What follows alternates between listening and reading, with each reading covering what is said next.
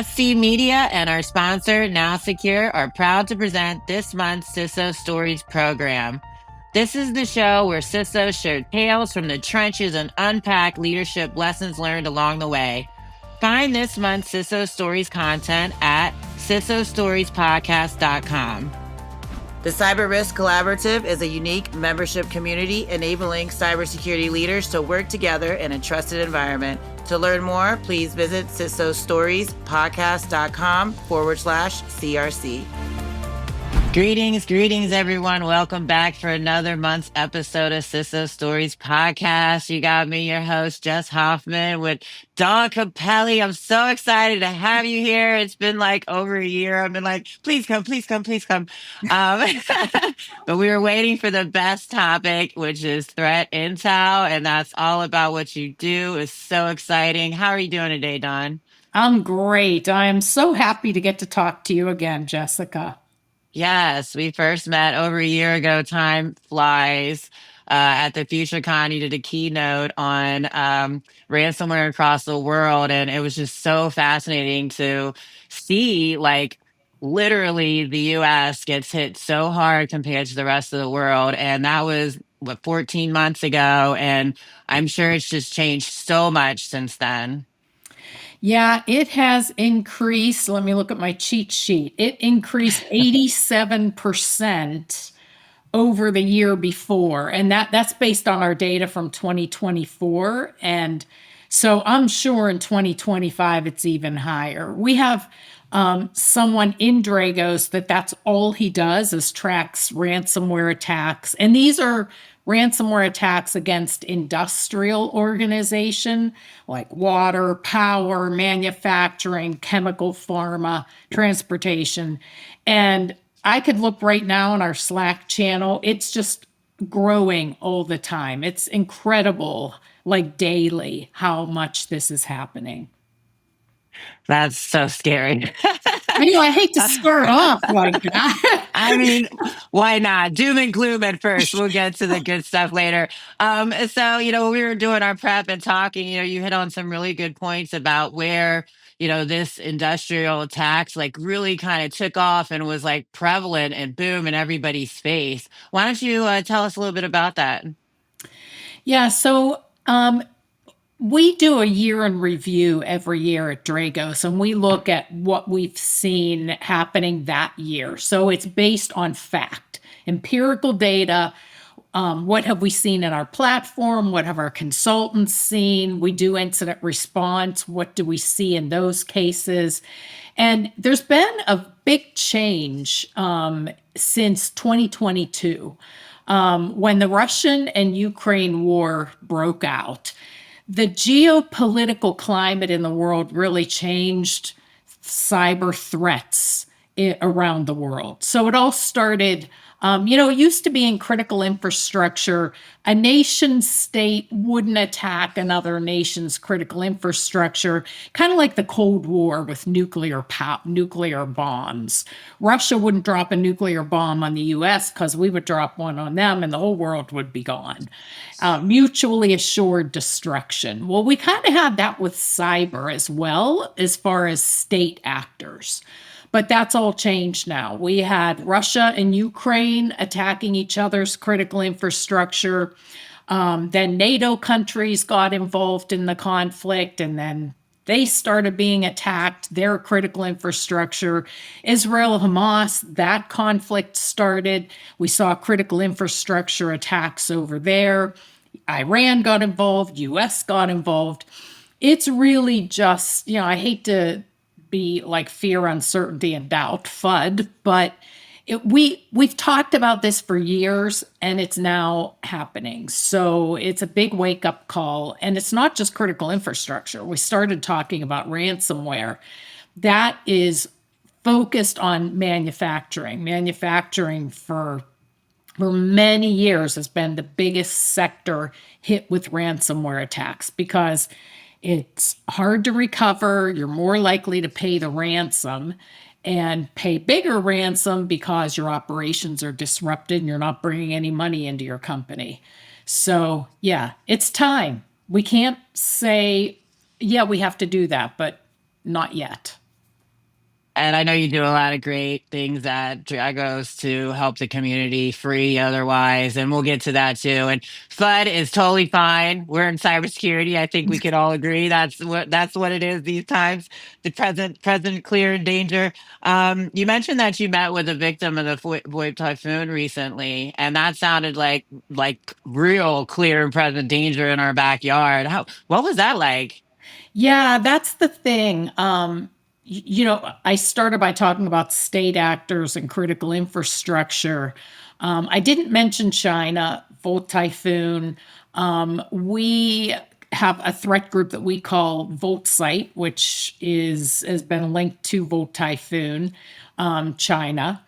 And so the FBI director came out and said Volt Typhoon is embedded in our critical infrastructure around the country. They are laying in wait and they are gathering intelligence and they're preparing at some point to be able to carry out attacks on operational technology environments. So, on our power, on our water. They're not stealing PII, they're not stealing intellectual property. They're stealing information about how do our operational environments work. And so I have this personal story. Last week, I got to present at a power conference, a public power conference, and I got to speak with a victim of Volt Typhoon. And so he told the story of, and this was a small municipal water and light department. So this is small. This is not like China going after our biggest critical infrastructure companies. This is a small water and power company in a rural area. And so he said the FBI, first they emailed him and he thought it was phishing, so he ignored it. Then he got the phone call. And he thought, yeah, now they're trying to call me, and he ignored it.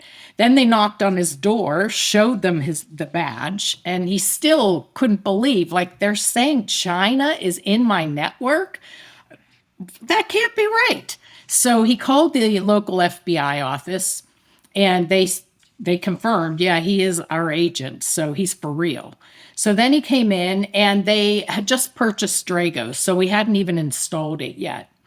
So he called us and said, the FBI just said China is in our network. So we quickly got our platform installed, our threat hunters got into their environment, and we helped them to get rid of this threat actor.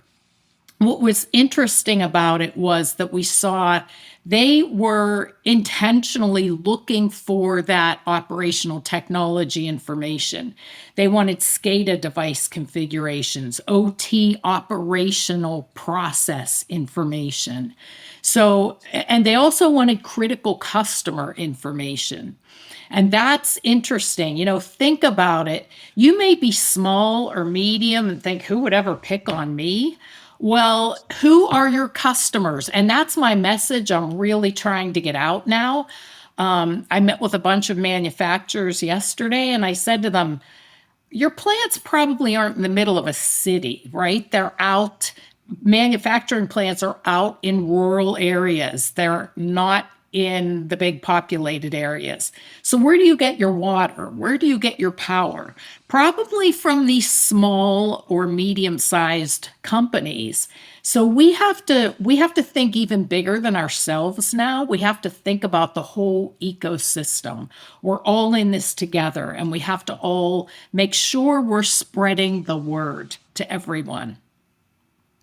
Absolutely. That's such a critical message. And people just in general, oh, I'm not important. My company's small. We're not going to get hit. What do we have to lose? But it's not about your company necessarily. It's about who you work with, interconnect with, your dependencies. Great point there. That must have been super exciting. Was there evidence of like living off of the land? Can you tell us that? Yes, there was. They did get into their IT environment. They did not get into their OT environment because they did have network segmentation. So that's really important to remember. No matter what industry you're in, if you have an OT environment, which means, in case that's a new term for you, OT is operational technology. This is plants, factories. This is where the electronic meets the physical. So there are safety issues. There are products being produced. That's your OT environment.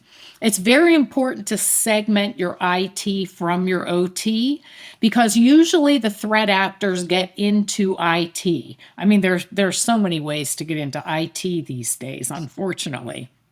They get into IT and then they either intentionally or unintentionally move into OT. So it's very important to segment those two environments from each other. And snap a finger, snap fingers. You hear that? Network segmentation. And Everybody. okay, so this is the opportunity I'll take to, if you don't mind, talk about Absolutely. OT-CERT. I used to be the CISO of Rockwell Automation. I retired, and 2 months later, I came out of retirement because I couldn't resist the opportunity that Dragos offered me, which was they said, we want you to create OT-CERT, which will provide free resources for. We were specifically targeting small and medium organizations with OT environments, but unintended consequences, we said it's free as long as you have an OT environment. And we now have almost 2,800 members in 64 countries, and they include the smallest as well as the largest companies in the world. And so we have free resources on network segmentation. We have a guide, part 1 and part 2. How do you segment your IT from your OT? So that's only one of 75 free resources that we have. Couldn't resist the opportunity to jump in there. Absolutely. We got to spread the good word, like you said, get excited about cyber. And, we obviously need, well, I think we need water. Power is good too, right? Gas, all those things, manufacturing of all the things, our vehicles, our medication for that matter. So OT environments, uber critical. We have some, within the city as well. And, the citizen depend on us for those things. So it's a huge responsibility that we are being proactive in doing our due diligence. So no, fantastic. Kudos to Dragos for doing that. I mean, that shows. And I told you, I have a huge crush on Rob Lee. I just, whatever. He's great. I just love everything you guys do, period. I'm a huge fan. But yeah, it just shows how important the mission is. Profits, revenue, important, yes. But the mission is truly to keep our country's infrastructure safe, secure, and running as it should. Yeah, and getting back to threat intelligence, we are not only our risk is not just from state actors, but we've seen a huge increase in hacktivist attacks over the past 2.5, 3.5 years since I got to Dragos. So hacktivists used to be, they were unsophisticated, low level attacks, DDoS, website defacements, nothing very disruptive. But what we've seen is it kind of started with the cyber avengers. They started attacking water. And this happened when the Israeli Hamas conflict started. They're pro Hamas hacktivists who they started hacking small water utilities in the US and Europe simply because they were using Unitronics PLCs, which are from Israel, and they used default passwords and were exposed to the internet. So the first one was Aliquippa Water, which is right outside of Pittsburgh where I lived. So this hit very close to home. And I have to admit, my first instinct was, Aliquippa. Why did they pick Aliquippa, this small rural community? Well, it was because they could, and because they happened to use these Unitronics PLCs. Since then, though, so they weren't very sophisticated attacks in the beginning, but since then, the US government has linked the cyber avengers to the IRGC, the government of Iran. And we've seen their attacks becoming much more sophisticated. There's also the cyber army of Russia Reborn, who also attacked water in the US as well as Europe. And that group has been linked to the Kremlin. And so we have these two, that's just two. Those are two hacktivist groups that the US government has linked to two governments, to nation states. Did I say that right? I think I said that wrong. Two hacktivist groups that the US government has linked to nation states. And so what we see is these hacktivist attacks have become much more sophisticated because those lines are blurring. So you don't just have Iran, Russia, China, North Korea, the four state actors. Now you have all these hacktivists and they are working together. So again, it kind of goes back to the Cold War analogy where the state actors now, they can give these cyber capabilities to these hacktivists, and this governments have plausible deniability. Well, that wasn't us. We didn't do that. That's those hacktivists. We have nothing to do with that. But the US government has said, yes, they do have something to do with them. So it's just the dynamics of the threat environment have changed dramatically, and it really, really increases the risk dramatically. Yeah, I never really thought about it like that, Don, as far as the hacktivist. Um, Understanding a bit more where our tech comes from, who are what manufacturers we're working with, if there is some kind of global unrest or a reason why hacktivists would target just because of the where it's manufactured, like you said, coming from Israel, those PLCs. I never really thought about that. That's pretty cool. Well, not pretty cool, but it's pretty interesting.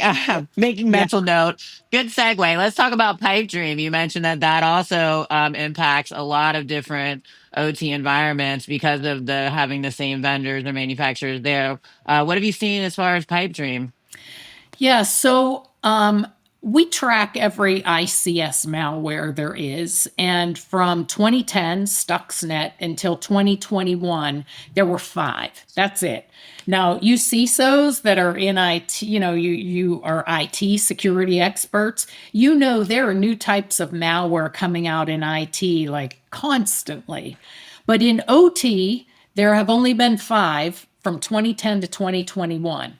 In 2022, 2 new ones were discovered. One of them is PipeDream, which I'll talk about in a minute.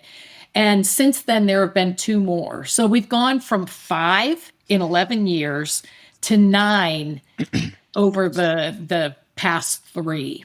So obviously, there's a lot of resources being spent on developing these new types of ICS malware. They're much more difficult to develop than IT malware. So now let's talk about PipeDream.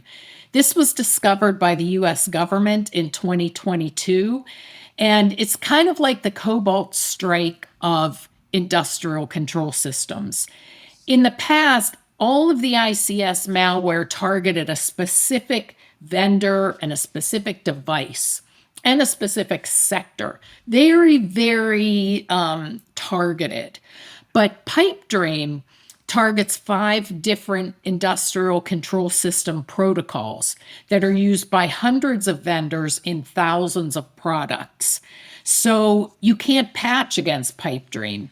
It's not targeting a certain device. The only thing you can do is build a comprehensive OT cybersecurity program. So the thing is, the US government discovered it. They came to Dragos, asked, because we have the best threat intelligence and vulnerability analysts in the world. Okay, that might be a little subjective, but honestly. You're up there. So Yes. they came to us and asked for help. Like, what does this thing do? And so we figured out what it does. But the problem is you have to build a comprehensive program to defend against it. And that you can't do overnight. So if you haven't started, you better start now, because the thing is, PipeDream is still out there.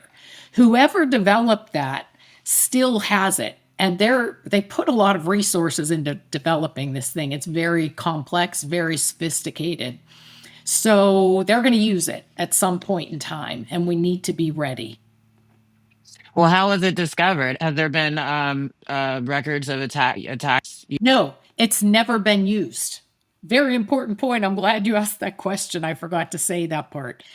The US government discovered it. It has never been used yet. So, how did they discover it? That's not publicly discussed. Classified. Okay. So, Excuse me. so we need to take action. And the good news is you can take action. Should we get into what they can do about it? I would love for you to share what they can do about it, Don. Okay, so in addition to joining OT-CERT and taking advantage of all of our free resources, um, our CEO Rob Lee got together with Tim Conway, the head of SANS, and they looked at every ICS attack that has taken place, and they looked at it from the perspective of what could have prevented this or led to earlier detection and response. And they came up with what is now called the SANS 5 critical controls for ICS. So, 5 things. That's all you need to do. If you can do these 5 things, then you will have a program that will enable you to prevent or detect and respond to something like PIPEDREAM. So those 5 critical controls are that you need an OT cyber incident response plan. And that's not just a plan, but you need to do tabletops. You need to make sure you have all of your logs in place. You need to put some thought into, are we ready? Do we have backups? Can we restore from the backups? That's one. Second, secure remote access and multi-factor authentication. There have been so many attacks in ICS recently that used vulnerabilities in firewalls, in VPNs, in remote access tools. So you need to really look at your remote access and make sure it's secure and make sure you're using MFA. Third is defensible architecture. This is the most in-depth. This is the most technical. We have spent, I think now about almost 2 years in OT-CERT putting out resources for defensible architecture. So our OT-CERT resources follow the SANS 5 critical controls. The thing that's different about OT-CERT, like other organizations tell you, here's what you should do, and they give you the checklist. We give you the how. So we give you toolkits, templates, demonstration videos, a free OT ransomware tabletop exercise. So that's what you get to be able to put these 5 controls in place. But I digress. Okay. So There's 2 left. number Yep. 4 Okay. is visibility and monitoring. Imagine, so you're a CISO or you're an IT security person. Imagine if you didn't have monitoring on your network. You didn't have visibility into what's happening on your network. You need that visibility in OT. It's just as important as in IT, but it's different. So you need different technologies that are specifically developed for OT environments. And then 5th is risk-based vulnerability analysis or management. Vulnerability management in OT is very different than IT. In IT, we push out patches overnight, everyone comes in the morning, and no one knows anything happened. In OT, you can't do that. It could bring down your plant or bring down a line if you push out a patch. So what we do at Dragos is we follow the now, next, never principle, which was developed by the CERT Coordination Center at Carnegie Mellon University. In OT, we actually look at every vulnerability that comes out that's from industrial control systems. And we look at, is it a now, a next, or a never? Now means it's being exploited and it can disrupt your operations. You need to patch that now. And that is usually, it's like 3 to 6% of all the vulnerabilities that come out every year in ICS. So there are very few of those. Most of them, about 67%, are next, meaning, yeah, they could disrupt your operations, but there's no public exploit available. So you have time. Next time you bring down your plant for maintenance, that's when you should patch. And then the nevers, there are like a third of them that you really never have to worry about. Even if they were exploited, they wouldn't really do much damage, and you have to be buried in your network to even get to the device. So that is the fifth SANS critical control. Love it. In case y'all did not hear, Don Capelli was brought out of retirement to work at Dragos to run the OT-CERT program, which has free resources and support for these top five SANS OT critical controls that Rob Lee and I'm sorry, the SANS CIO Tim, forget his last name, put together for you. So this is a goat right here. Okay, greatest of all time in front of us right here, Don Capelli. Uh, thank you so much. How can the listeners, find the access, or what do they have to do to get the OT cert? Go to dragos.com/OT-CERT/registration. It's a very short little form, fill it out, and that's all you have to do. Real quick, I'm sorry, we might be at time, but we No, go, also please. we have another program that I want to mention. It's called the Community Defense Program. CDP is available to any small water, power, or natural gas utility with under $100 million in annual revenue in the US or Canada. And CDP participants, they get our platform totally free. Threat hunting, totally free. They're in our neighborhood keeper collective defense system. They get online training for free. I mean, it's a totally free program specifically for those small utilities out there that are vulnerable and don't even know it in most cases. Excellent. Going back to the fact that you don't have to be a large municipality or a large water provider out here or utility provider to be a victim of these attacks. I've been dying to ask you this one question. It's kind of offbeat, going back to what we talked about ransomware and when I heard your presentation last year. But why do you think that American companies and organizations, businesses have a higher percentage of ransomware than the rest of the world? Ooh, that's a really good question. Think like a bad guy. Who are they going to go after? They're going to go after the companies that pay. So maybe it's because of, capitalism that our companies can make the decision themselves. Are we going to pay or aren't we? Although the government is trying to regulate that, but a lot of companies are paying the ransom. And, just think if you're a burglar, where are you going to go? You're going to go where you think that you're going to get the best take.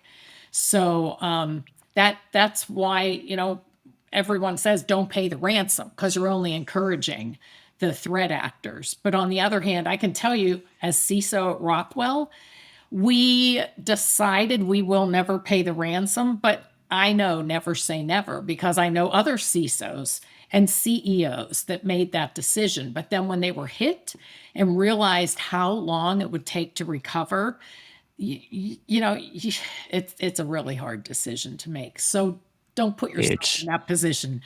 Get your defenses built now. Yes, get ready now. Stay ready so you don't have to get ready. Stay ready so you don't have to get ready. Right. Um, I love it. And one last question. I love this has all been so great, Don. So much information. Listeners, I hope you wrote down all that because Dragos, amazing company that's here to support the safety, security, and services of our country when it comes to OT. So I always like to ask my listeners this question, Don. I wonder, what would the GOAT right now, Don, you tell your 18-year-old self? What advice would you give her? Oh, just when you see an opportunity, go for it. I have had the craziest career, and I am a pretty conservative person. Like, I kind of feel like I'm a risk averse person, but yet I have had opportunities throughout my career that just kind of pop up, and I would think, Wow, that sounds so cool. I'm kind of scared. I don't think I can really do that, but they seem to think I can. So, and I've never turned one down, and I'm so glad that I didn't. So, just don't be afraid to try new things, even if you think you're not qualified. If someone's willing to pay you to do a job, they think you can do it. So, just have the confidence in yourself to do it. Yes, battle back at the imposter syndrome. If Yeah. somebody believes you, that's how I felt about this gig. They're like, "Oh, you want to do this?" I was like, sure." But it's been so much fun. This has been so much fun, Dawn. Thank you, thank you, thank you. I'm so glad we got to do this. You are such a gem in this community. Thank you for all you do. Looking forward to hopefully seeing you in November. Do you want to give a shout out on that? Yes. So every year, Dragos holds DISC, which is the Dragos Industrial Security Conference. It's totally free. It is outside of Baltimore, Maryland. I think it's going to be 2 or 3 days this year. And if you're in OT, you really shouldn't miss it because you get inside information that isn't talked about publicly. You get access to the Dragos intelligence experts, the vulnerability analysts, the consultants. I mean, it's just a great opportunity and a ton of fun. So I highly encourage you to come to DISC. And whether you can or not, you should also check out the Dragos Year in Review. You can just Google Dragos Year in Review. That's where all of our information, we collect it every year. It has all of the facts that you can use to justify your security program. Yes, great plug. I was on that webinar for the year review earlier this year, and it was great information. Always great, Dragos. I will be there November. I'm bringing my water guy, and I can't wait to meet Robert Lee and you too. But I'm coming. I'm coming. Yeah, I'm coming out. I'm coming down. Okay. I'll Thank you warn so. Rob that you're coming. Yeah, it's Warren Raw. Well, I don't know if you. Yeah, yes. Be ready. So you don't gotta get ready, right? Stay ready. Now, this has been so much fun, Dog. Thank you, thank you, thank you. All You're welcome. Thank you so much for having me. right. Well, thanks everybody who listened today. I hope you were jotting down all those gems because right here, live in person, we got the GOAT Dawn, Capelli, all you IT folks out there. I hope this was a really great episode for you. So thank you. Be well and see you next time.